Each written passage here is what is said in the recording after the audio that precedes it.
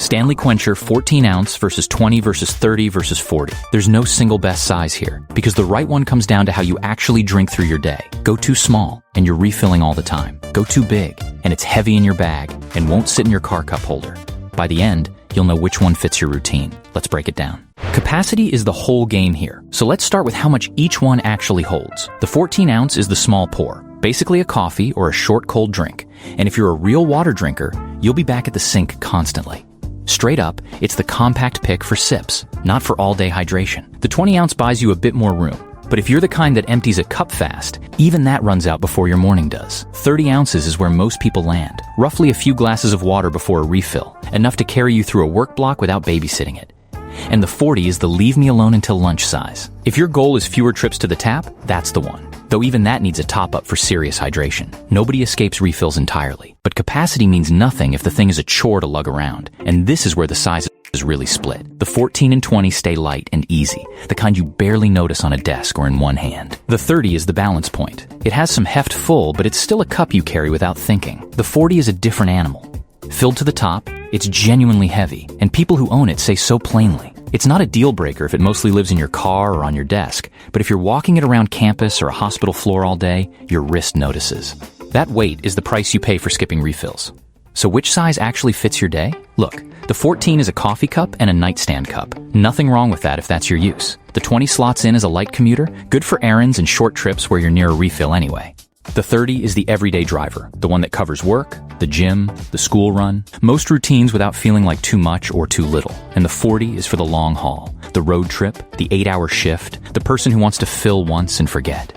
One thing that holds across every size, that flow state lid is splash resistant, not a sealed leak-proof bottle. Keep it upright. Don't toss any of them sideways into a bag expecting a dry backpack, because that's not what this lid does.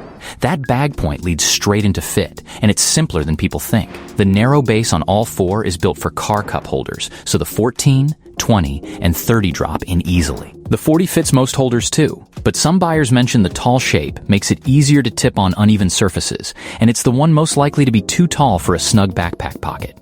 Smaller size, easier fit. That's the whole story. Handle comfort follows the same curve. Every size gets the same comfort grip handle, and on the smaller cups, it feels perfectly balanced. On the 40, once it's full, that handle is doing real work, so the grip matters more the bigger you go.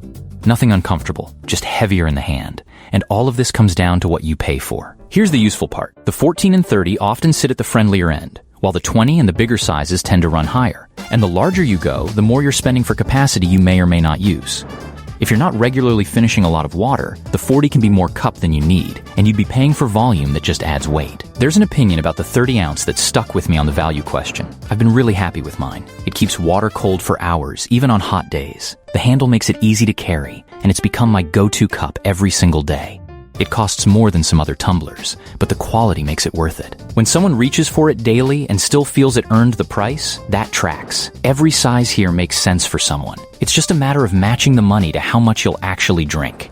Here's the call. There's no single champion here, because the right Stanley depends entirely on how much you drink and where you carry it. The 30 is the one I'd hand most people, since it pours enough for a solid stretch of the day and still travels without wearing out your wrist. But if you're mostly sipping coffee or keeping a cup by the bed, the 14 does that job and costs less. And if you're chasing all-day hydration on a long shift or a road trip, step up to the 40 and accept the extra weight. Keep an eye on the 14 and 30. They tend to show up in sales more often. And you, which one would you pick? Let me know in the comments. Links are in the description.